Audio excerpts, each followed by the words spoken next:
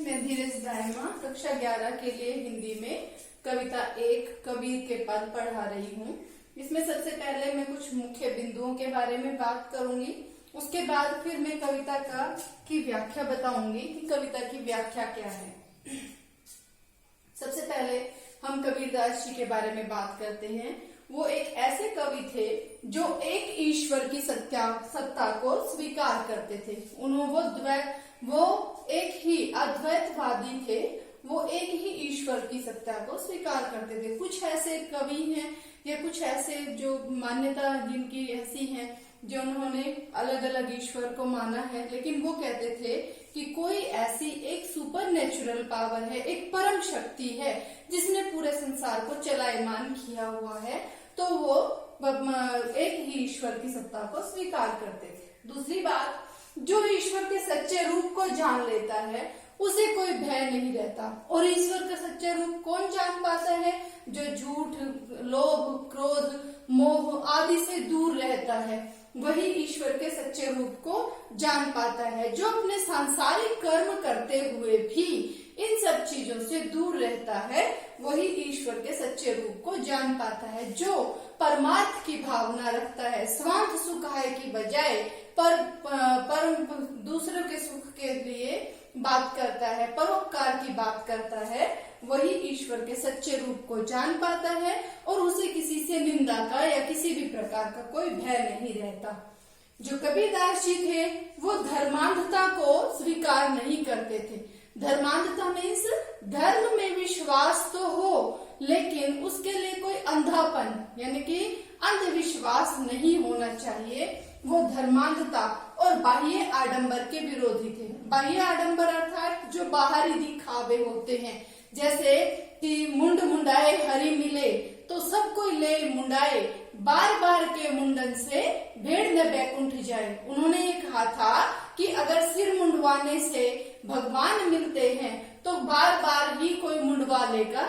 अगर बार बार के मुंडन से भगवान मिलते हैं तो भेड़ क्यों नहीं बैकुंठ जाती है? उसके तो जीवन में कितनी बार बाल उतरते हैं। तो इस प्रकार से वो बाह्य आडंबरों के विरोधी थे। धर्म ग्रंथ, पत्थर पूजा और समाधि की मुद्रा में वो घमंड पूर्वक बैठना व्यर्थ समझते थे। कि जो व्यक्ति धर्म ग्रंथ तो अच्छे हैं, उनकी निंदा नहीं की उन्होंने, लेकिन उनमें घमंड पूर्वक उनका उच्चारण करना या उनके बारे में बात करना, उसमें जब मनुष्य में घमंड आ जाता है, वो चाहे किसी भी मुद्रा में क्यों ना हो, किसी भी स्थिति में क्यों ना हो, वो अच्छा नहीं होता। और इसमें आज के कबीरदास जी की जो शिक्षाएं हैं, उनमें इस कविता में जो हम पढ़ेंगे उसका लास्ट है, वो धर्म गुरु स्वयं को श्रेष्ठ बताते हैं, वो मैं के फेर में खो गए हैं।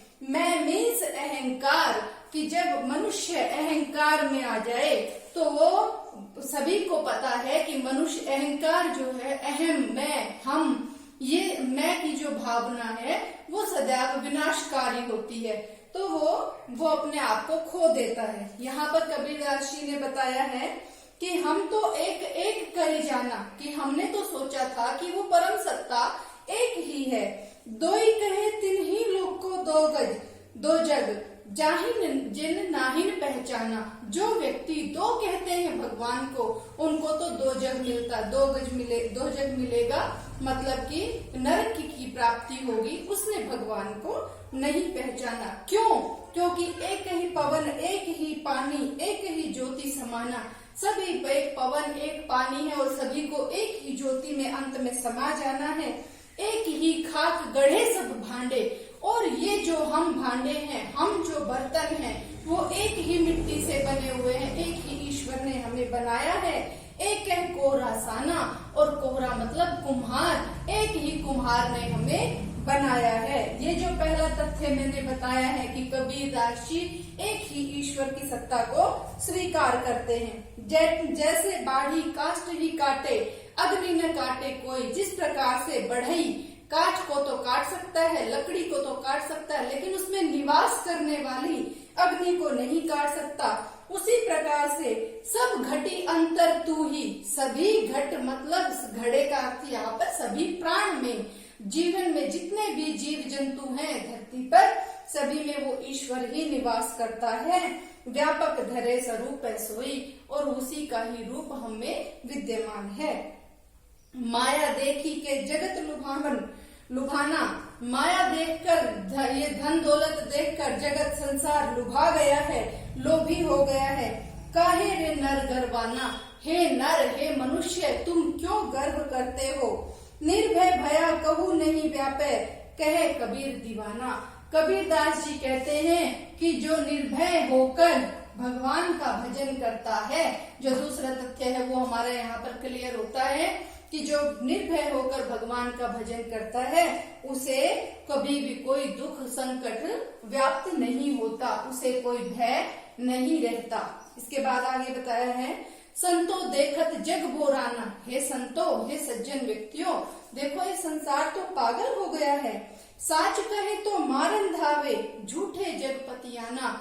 अगर हम सच कहते हैं तो ये मारने दौड़ते हैं और झूठे के साथ में ही रहते हैं, झूठे का विश्वास करते हैं। नेमी देखा धर्मी देखा, हमने नियमों का पालन करने वाले व्यक्ति देखे, धर्म का पालन करने वाले व्यक्ति देखे। और ऐसे नियम जो प्रातः करे स्नाना, जो सुबह स्नान करते हैं, और आत्म मारी पखा नहीं पूजी, अपनी आत्मा को मारते हैं और पहाड़ों की पत्थरों की पूजा करते हैं। ये धर्म ग्रंथ, ये फोर्थ जो पॉइंट है वो यहाँ पर कंप्लीट होता है। और थर्ड पॉइंट भी इसी के अंदर आता है कि वो धर्मांधता और बाह्य आडंबरों को नहीं मानते थे। जो व्यक्ति खुद को मारता है, अपने आप को मारता है, अपने अंदर अपनी आत्मा का गला घोंटकर और पत्थरों की पूजा करता है, उसमें कछु नहीं ज्ञाना, उसमें कोई ज्ञान नहीं होता। और सच्चा ज्ञान क्या है? ईश्वर की प्राप्ति का ज्ञान ही सच्चा ज्ञान है। बहुतक देखे पीर ओलिया, हमने बहुत सारे पीर बाबा देखे हैं, पीर ओलिया देखे हैं। वो क्या करते हैं? पढ़े किताब पुराना, ये धर्म ग्रंथों की बात आ गई, पत्थर पूजा समाधि की बात आ गई है कि वो धर्म ग्रंथ वगैरह पढ़ते हैं। कह मुरीद तदबीर बतावे, और वो मुरीद को, वो शिष्य को क्या तरीका बताते हैं, किस चीज का? ईश्वर प्राप्ति का। उसमें उहे जो जाना, कि उसमें वो क्या ज्ञान बताते हैं अपने शिष्य को, क्या बताते हैं? आसन मारी डिंब धरी बैठे, वो आसन डिंब धरी बैठे, बड़ा घमंड करके ऐसे हाथ लगा के इस प्रकार से बैठ जाते हैं। मन में बहुत गुमाना, और उनके मन में बड़ा घमंड होता है। पीपल पाथर पूजन लागे, और वो पीपल को और पत्थर को पूजने लगते हैं। तीर्थ गर्व भुलाना, और तीर्थ में अपने गर्व में अपने आप को भूल जाते हैं। टोपी पहरी माला पहरे, छाप तिलक अनुमाना, वो टोपी पहनते हैं, माला पहनते हैं और टीका वगैरह लगाते हैं। इसके बाद है साखी शब्द ही गावत भूले। कबीरदास जी कहते हैं कि वो साखियों को, शब्दों को गाते हुए अपने आप को भूल जाते हैं। आत्म खबरी न जाना, और उनको खुद की खबर नहीं, अपने आप को वो भूल जाते हैं कि मुझ में कितनी बुराइयां हैं। जब मनुष्य अपनी बुराइयों को देखता है और उसके बाद उसके अनुसार आचरण करता है कि मुझे अपनी बुराइयों को समाप्त करना है, उन पर विजय प्राप्त करनी है और अपनी अच्छाइयों को और ज्यादा उजागर करना है, तो भी वो व्यक्ति धरती पर रहते हुए ईश्वर की प्राप्ति कर सकता है। अगर वो बिना घमंड के ऐसा करे तो कबीरदास जी कहते हैं कि हिंदू कहे राम मोहि राम प्यारा, तुर्क कहे रहीमाना। हिंदू राम को, तुर्क जो है वो रहीम को प्यार करता है। आपस में दो लरी मुए, कि दोनों आपस में लड़ कर मर जाते हैं। मर्म न काबू जाना, और वास्तविकता जो है, सच्चाई जो है ईश्वर की, वो किसी ने नहीं जानी। घर घर मंदिर देख फिरत है, मंत्र देख फिरत है। वो घर घर जाकर, जो कई ऐसे धर्म गुरु होते हैं, घर घर जाकर वो लोगों को मंत्र देते फिरते हैं। महिमा के अभिमाना, अपना घमंड दिखाने के लिए ऐसा करते हैं। गुरु के सहित शिष्य सब बूढ़े, लेकिन जब अंत समय आता है तो गुरु के साथ में ऐसे शिष्य भी डूब जाते हैं। कैसे शिष्य? जो बिना गर्व में काम करते हैं और अंतकाल पछताना, अंतकाल में वो पछताते हैं। कभी कहे कबीर सुनो हो संतो, सब ई सब मरम भुलाना, कि ये सब भरम भुलाना, ये सभी भ्रम को भूल जाओ और क्या करो, केतिक कहो कहा नहीं माने, सहज सहज समाना, कि ईश्वर जो है वो कितना ही कहो वो किसी में नहीं व्याप्त होता, वो सहजता से सभी में ही व्याप्त रहता है। आज के लिए इतना ही, मिलते हैं अगली वीडियो में। Thank you.